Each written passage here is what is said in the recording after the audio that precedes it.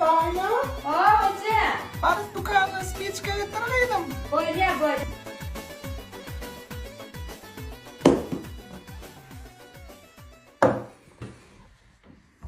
Alo.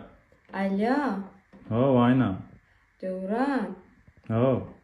Ece mağdinden spiçka alıp geldi yavrum. Gidip geleyin. Böyle çalacak vakit böyle mi? Böyle. Dinle. Ha.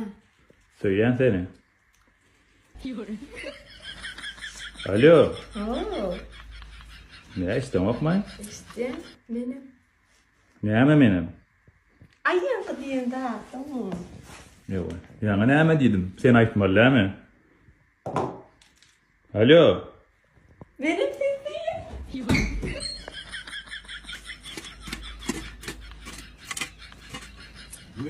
Nira var ya ama. Ece dükkanına spiçka geldi. Ağam gidiversen burada speech var ya niye? Bir de kalkalım. Geçelim. Gel Süleyman. Ayağın oğlum iyi gece taplar buraya bir de yuvarsan şununla buraya kul eder şunun mu? Her speech var. Alo. Ha.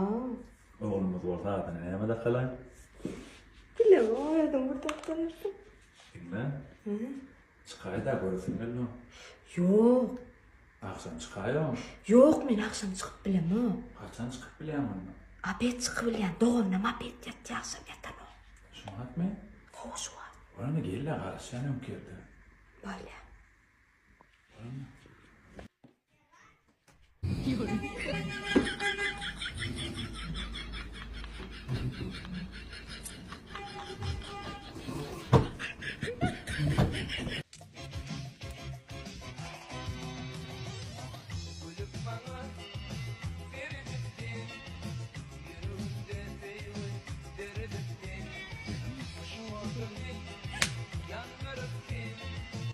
Sen beni elimden tuttun mu?